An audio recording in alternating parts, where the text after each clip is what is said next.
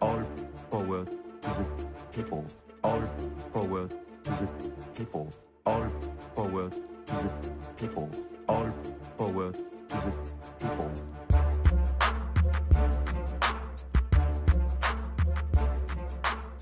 Je vais passer à Tariq Ramadan.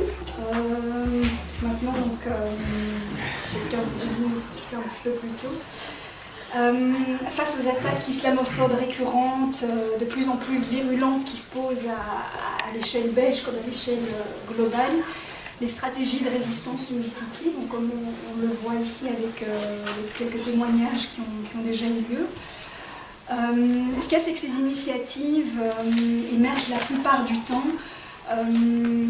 dans des espaces alternatifs, comme c'est le cas d'ailleurs aujourd'hui. Et donc la question cruciale qui se pose, elle est celle de savoir comment faire pour que ces actions, pour que ces discours qui se développent finalement à la marge et en périphérie des arènes de débat qui sont reconnues et considérées comme légitimes, comment faire en sorte pour qu'ils parviennent à infléchir la parole dominante. Et en prenant le cas des personnes de confession musulmane, finalement on pourrait se dire que la seule façon d'avoir l'oreille attentive d'un certain auditoire, c'est de jouer la carte du musulman modéré. C'est-à-dire de se conformer à une certaine forme de modération et grosso modo donc, de jouer la carte la figure du musulman éclairé. Pourquoi ? Parce qu'il serait d'une certaine façon domestiqué. Et dans ce contexte, ma question c'est de savoir comment faire pour à la fois refuser cette étiquette du musulman modéré qui est un leurre, parce que finalement on n'est jamais suffisamment modéré, c'est toujours sujet à caution, il faut chaque fois refaire la preuve de sa modération entre guillemets, faire le choix d'une parole qui soit substantielle, voire même radicale au point de vue politique, et qui puisse malgré tout être écoutée, entendue, ou en tout cas être percutante dans une certaine mesure. Et donc je me pose cette question non seulement de par votre expertise des questions liées à l'islam au niveau européen, mais également à titre bien sûr privé, puisqu'on a tenté depuis maintenant de longues années de vous réduire, si pas au silence, en tout cas une place d'indésirable et d'infréquentable dans le champ des intellectuels, de l'intelligentsia. Merci. D'abord, merci de cette invitation et la possibilité qui m'est donnée de prendre la parole. Moi, je suis invité là, à défaut d'être invité ailleurs. Mais simplement, j'aimerais rebondir sur un certain nombre de choses et répondre directement à votre question. Je pense qu'effectivement, sur le plan déjà de la terminologie, à partir d'un certain moment, dans ce qui est dit par rapport à la langue anglophone, depuis 1996, 1996, on a tout le rapport du Runnymede Trust, qui est d'ailleurs cité dans l'ouvrage sur la question de l'islamophobie. Je pense qu'à partir d'un certain moment, il faut que nous, on évite, en langue française, de revenir systématiquement sur cette espèce de questionnement ou de doute. À partir d'un certain moment, le terme, il faut l'affirmer. Je pense qu'il y a suffisamment d'études et le problème que nous avons, à mon sens, c'est pas simplement le mot et son emploi, c'est qu'est-ce qu'on met derrière et quelle stratégie on veut à travers cette lutte contre l'islamophobie et ce type de rapport au racisme. Ça m'amène aussi à dire qu'au moment où je vous entends et j'entends ce que vous avez vécu, et vous avez fait relever ce qui arrive à certains. Vous avez parlé d'Ali Arras. Je ne sais pas si vous avez suivi ce qui a été la production du livre de Morzambique en Angleterre, qui a fait 4 ans de Guantanamo. Lui, il est allé, ils l'ont trouvé, il était au Pakistan pour faire une école, il a fait 4 ans. Et il vient de sortir un film de 1h30 qui est extraordinaire. C'est en plan fixe sur lui pendant 1 heure, ça s'appelle Confession. C'est extraordinaire. C'est vraiment, il raconte toute son histoire et il raconte comment finalement les types de MI6, c'est-à-dire des renseignements britanniques, étaient sur place. Ils sont venus. Le type qu'il a vu en Angleterre, il l'a revu à Guantanamo. Donc ils sont au courant de tout. C'est des alliances objectives. qu'à partir d'un certain moment, là aussi, à partir d'un certain moment, il faut se rendre compte que des services de renseignement, comme des services d'État, c'est beaucoup plus large que simplement lutter contre... Et c'est pour ça que je suis complètement d'accord avec ce que Fatima... ce que Audrey a dit en l'occurrence. Il faut dépasser les faits et se poser la question de savoir comment est-ce qu'on aborde cette question-là. Alors, mon problème avec beaucoup de musulmans, qu'ils soient des intellectuels ou qu'ils soient simplement des gens qui sont des imams ou des gens qui parlent au nom de la question musulmane, c'est la réduction du fait de l'islamophobie et même parfois sa contestation. Vous avez aujourd'hui des gens qui ne refusent même l'idée qu'il y ait une islamophobie en France ou en Europe et qui à un moment donné, s'ils l'acceptent, ils l'acceptent comme étant une série de faits. Donc on va comptabiliser les faits. Et moi, ce qui m'intéresse aujourd'hui, que ce soit le CCIF et toutes les organisations, c'est que la comptabilisation des faits et la réaction aux faits sur le plan légal ou sur le plan du discours doit obligatoirement passer par une étape qu'on n'a pas, c'est-à-dire les faits ne sont que symptomatiques de quelque chose qui est beaucoup plus systémique que ça. Et ça, c'est un vrai problème, c'est-à-dire que à commencer à intégrer la logique de celui qui le stigmatise, celui qui se prend, qui accepte le processus de stigmatisation individuelle. Je suis ciblé parce que je suis arabe ou musulman, donc un meilleur positionnement islamique de musulman modéré, ça va me réintégrer dans le jeu. Ça, c'est qu'on n'a rien compris. C'est-à-dire qu'on n'a pas compris ce qui est en train de se passer, et c'est pour ça qu'à mon sens, il faut s'arrêter à un vrai travail sur les faits, mais les faits en tant que processus. Quels sont les processus qui sont derrière et de quoi finalement ces symptômes sont l'expression en termes de structure profonde, d'idéologie et autres. La deuxième des choses qui je pense aussi doit être une réponse à ça, parce que souvent sur cette histoire de... Moi j'avais écrit il y a longtemps un article sur Good Muslims, Bad Muslims, les bons et les mauvais musulmans. Je veux dire, cette catégorisation est profondément coloniale, c'est-à-dire c'est comme ça, la binarité de l'opposant, c'est-à-dire les bons musulmans ce sont ceux qui collaborent, les mauvais ce sont ceux qui résistent, et la façon dont on parle des musulmans en Occident, c'est un logiciel totalement colonial, Et le fait que certains l'intègrent, c'est qu'il y a une autre clé qui manque. C'est non seulement les faits ne sont pas liés à un processus fondamental, mais qu'on a un manquement dans notre analyse des raisons. Pourquoi ça se passe ? Et c'est pour ça que, c'est vrai, je suis d'accord sur le fait que l'islamophobie est l'une des nouvelles versions du racisme anti-arabe, mais pas seulement. C'est beaucoup plus profond que ça, et c'est pour ça que quand on va l'analyser, il faut vraiment mettre en évidence que si ça touche un certain nombre de la population, ça va toucher tout le monde, parce que les processus de sécurité, les processus de surveillance, ils touchent toute la population. Et donc à partir d'un certain moment, stigmatiser une partie de la population pour surveiller l'ensemble d'une population, avec des moyens techniques aujourd'hui qui sont... C'est ça qui est important. C'est là où, à un moment donné, on va sortir. C'est-à-dire qu'à partir d'un certain moment, on peut rester inculpé. Mais le plus important, c'est entretenir la suspicion, c'est justifier la surveillance. Mais la surveillance de qui et pourquoi et comment? C'est pas simplement une partie de la population, c'est beaucoup plus large que ça.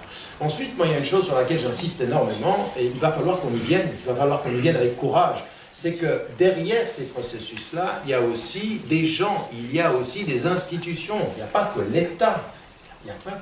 C'est pas vrai. Il y a des lobbies, il y a des groupes, il y a des idéologies, il y a des gens qui ont très très bien compris notre façon de cibler une certaine population en Europe et en Occident est aussi liée à une relation avec des situations qui se passent ailleurs dans le monde. Si vous ne voyez pas aujourd'hui que beaucoup des choses qui sont en train de se passer, et c'est même pas que moi qui peux le dire, je veux dire, si vous ne comprenez pas aujourd'hui que beaucoup de questions sur notre citoyenneté, si on prend le volet de la citoyenneté, sont aussi posées par ce qui est en train de se passer au Moyen-Orient, et qu'on ne voit pas le lien, et qu'on ne voit pas que certains ont des liens, c'est-à-dire ont des agendas qui vont dans les deux sens, qui sont communs, c'est-à-dire que l'un va confirmer l'autre. Encore une fois, si on ne voit pas de ce point de vue-là qui sont les gens qui sont derrière. Pourquoi je dis ceci? Pas pour tomber dans la paranoïa, c'est le contraire. pour éviter la paranoïa, identifier quels sont ceux qui peuvent être derrière, parce qu'il faut des approches différenciées. Il faut des approches différenciées par rapport à cela. C'est-à-dire que je ne pense pas qu'il faille avoir la même position, par exemple, chez ceux qui sont, par rapport à l'islamophobie, qui se disent le retour du religieux, parce que le religieux en soi est un problème avec les femmes, ou en soi un problème avec l'homosexualité, le retour du religieux, ça va être la régression de la liberté ou des libertés civiles ou morales dans la société. Ça, je peux l'entendre. Ça n'a rien à voir, ce discours-là. Et je peux l'entendre, j'entends, parce que tous les féministes ne sont pas islamophobes. Mais certains féministes ont un problème avec l'islam parce que c'est un fait religieux. je ne pense pas qu'on puisse nier le fait que le religieux, pour certains, pose un problème. Et que c'est vrai pour la question de la femme. J'ai vu des gens extrêmement sincères dire, mais le problème, c'est que la religion, elle a un problème avec la femme, en soi. Donc, nier ceci et mettre tout le monde dans le même paquet, c'est pas trouver la bonne stratégie. Donc, la question pour moi, elle est aussi d'être à l'écoute de cela. Comme par exemple sur la question de l'homosexualité. Pour certains, le religieux en soi est homophobe. Donc, vous ne pouvez pas, à partir d'un certain moment, le retour du religieux qu'exprime une pratique musulmane, ça veut dire, et puis nul ne peut nier qu'il y a un discours à l'intérieur des communautés religieuses qui est homophobe. Et oui, bien sûr que ça existe.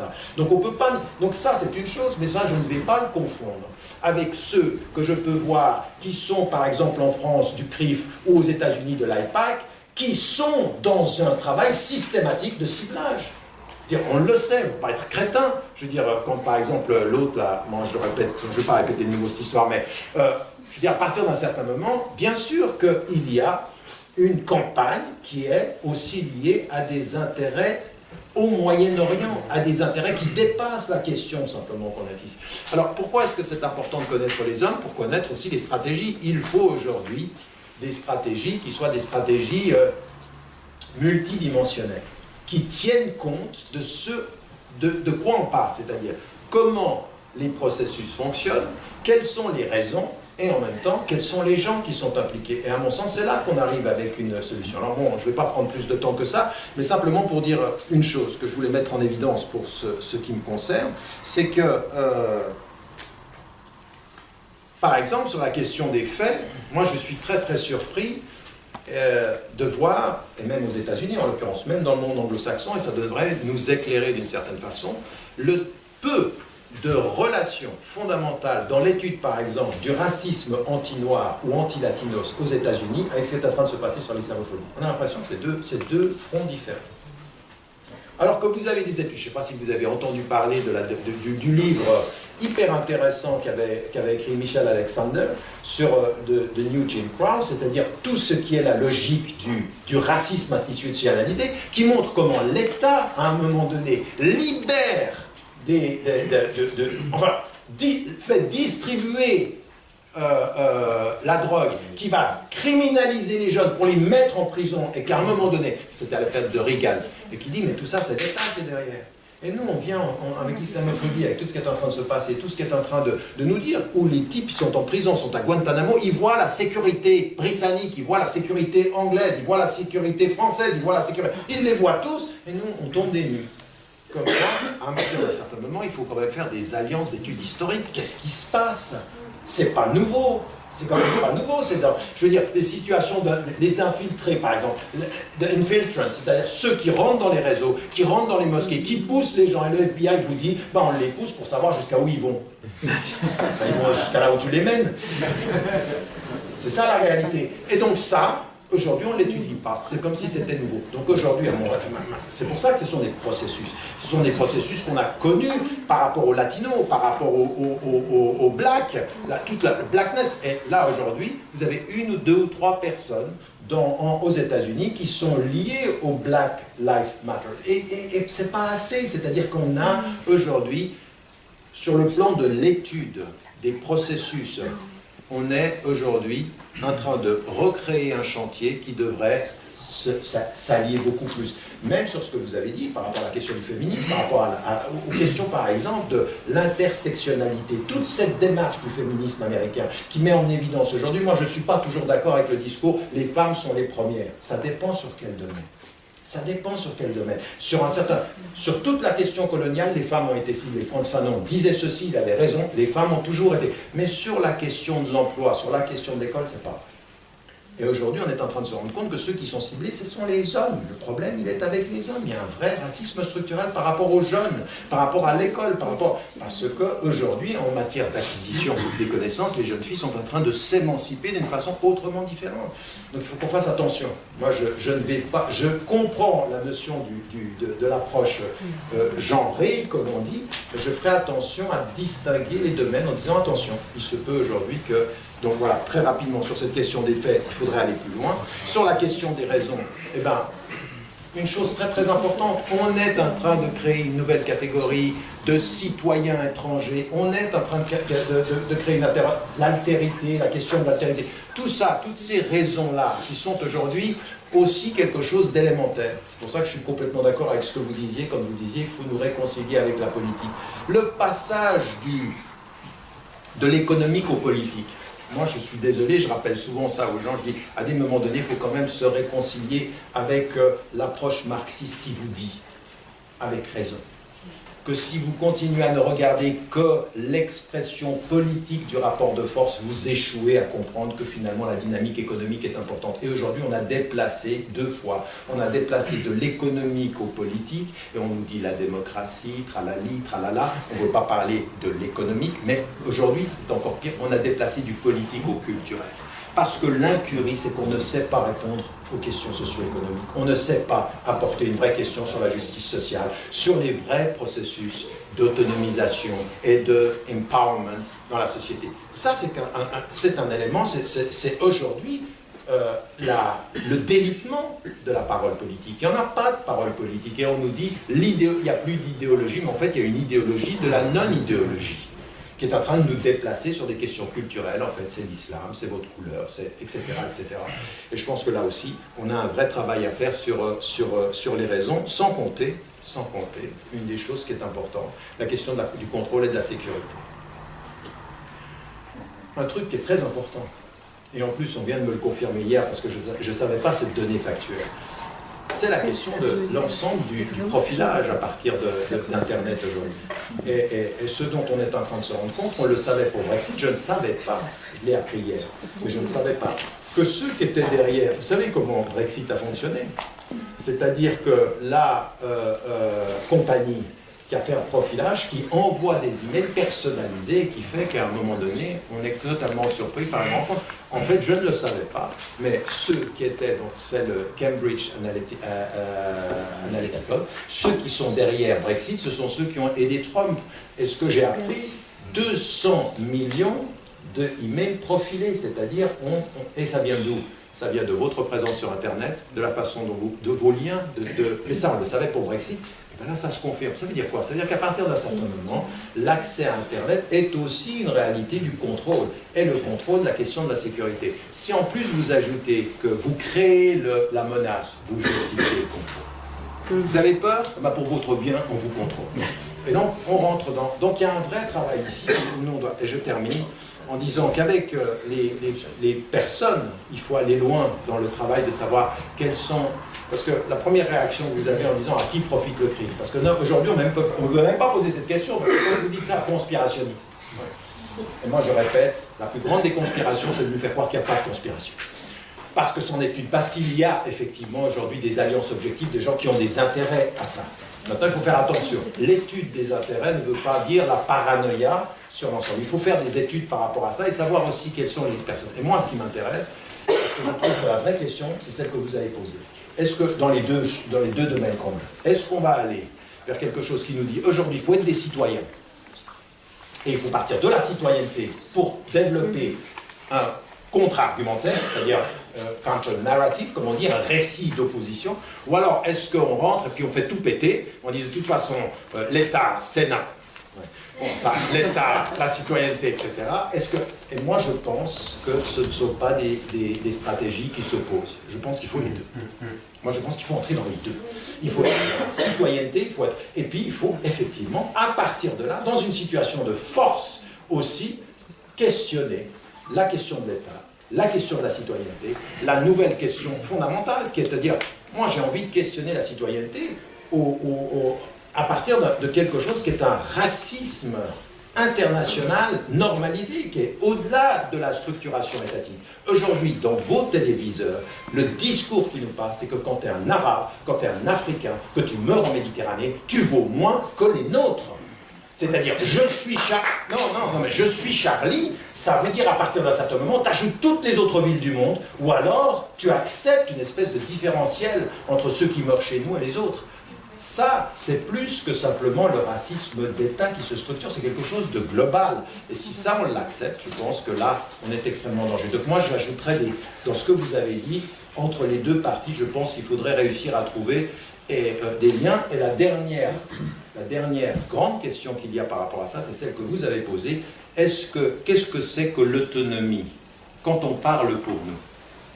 Quand nous-mêmes, nous parlons pour nous-mêmes. Est-ce que ça veut dire je parle pour moi et tous ceux qui voudront parler pour moi à ma place dehors? Et je pense que c'est stupide. Je pense que la force, c'est je parle pour moi, et si tu parles, toi, de moi, de là où tu es, pour toi, eh bien on sera ensemble.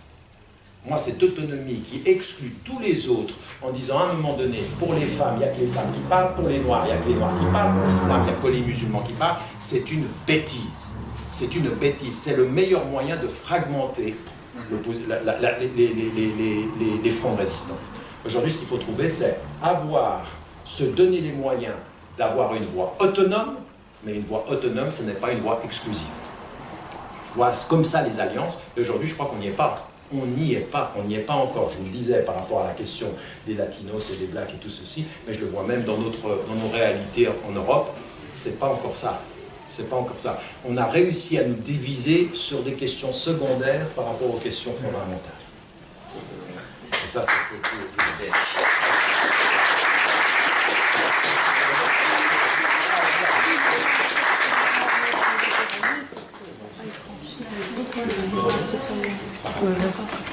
Merci beaucoup. Donc, si je reprends les grandes lignes de force de votre intervention, la question de savoir effectivement.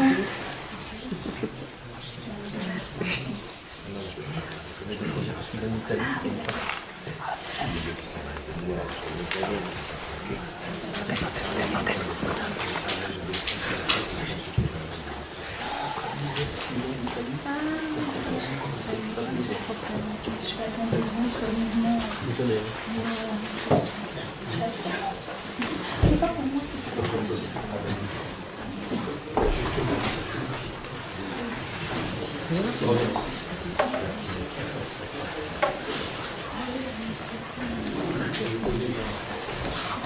Ah, excuse-moi, je crois.